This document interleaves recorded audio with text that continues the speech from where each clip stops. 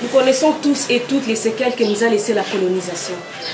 Mais rassurez-vous, je ne veux pas vous parler de ce qui nous rend tristes dans toute cette histoire, mais plutôt de la créativité et de l'impact culturel dont nos ancêtres ont fait preuve en Amérique lorsqu'ils ont été déportés au XVe siècle. Coucou terriens, coucou terriennes, j'espère que vous allez bien, moi je vais hyper bien et je vous dis bienvenue pour une nouvelle histoire. Let's go!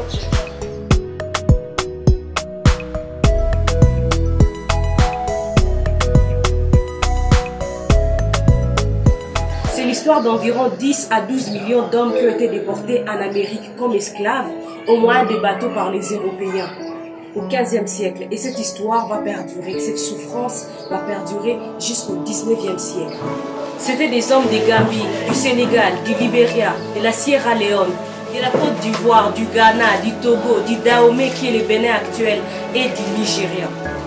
Ils ont été déportés en Amérique pour travailler dans les plantations des colonies européennes. Je dirais que la plupart de ces hommes qui sont nos ancêtres ont vraiment fait preuve de créativité dans leur quotidien. Plutôt que de se plaindre ou de vouloir mettre fin à leur vie, ce sont des hommes qui sont battus et qui ont créé des arts nouveaux, des danses, de la musique, de la littérature, des contes.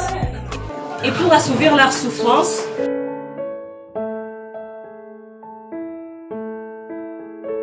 ils se racontaient des contes par oralité de ce qu'ils étaient en Afrique, comment ils vivaient avant la déportation en Amérique.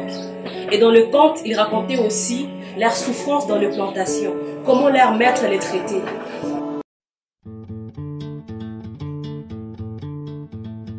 Organiser des danses dans les capoeira du Brésil. C'est une danse brésilienne initiée par les esclaves africains du Brésil. Au départ, cette danse africaine appelée Ngolo consistait en une imitation du comportement des animaux. Elle a ensuite été adaptée pour camoufler un art martial pratiqué par les esclaves qui avait été interdit par les Européens.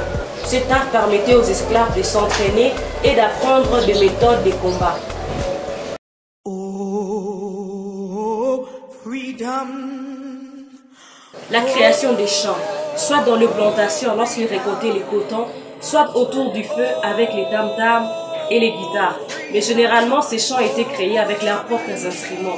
Les instruments qu'ils utilisaient pour cultiver dans les champs. Ils ont donné naissance au blues aux USA. Les blues est une musique vocale accompagnée des instruments de travail. Les blues est né aux États-Unis de la rencontre culturelle entre les esclaves et les colons. Les esclaves noirs qui travaillaient au champ de coton avaient l'habitude de chanter en travaillant et les colons remarquaient que cette pratique augmenter la productivité des esclaves. Alors, ils les laissaient faire. Ils ont donné naissance au jazz, ça donnait ça.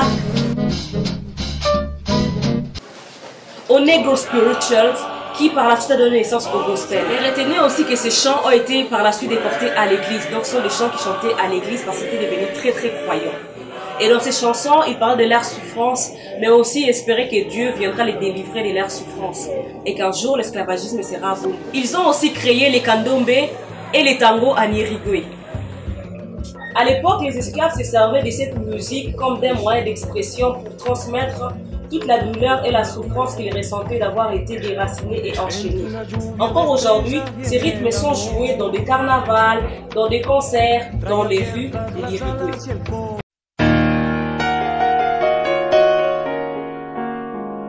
Tout à l'heure, je parlais du christianisme. Ils étaient devenus très croyants vu que la première des choses que les colons ont fait, c'était aussi de leur faire croire en Dieu, de leur imposer le christianisme. Et donc, la plupart étaient protestants. 90% de ceux-là étaient protestants et allaient souvent à l'église. Et leurs habits de dimanche étaient souvent très très colorés, comme je vous montre là sur l'image. C'est toujours très coloré et c'était des habits cousus par eux-mêmes parce que leurs maîtres n'avaient pas le temps de leur coudre des habits.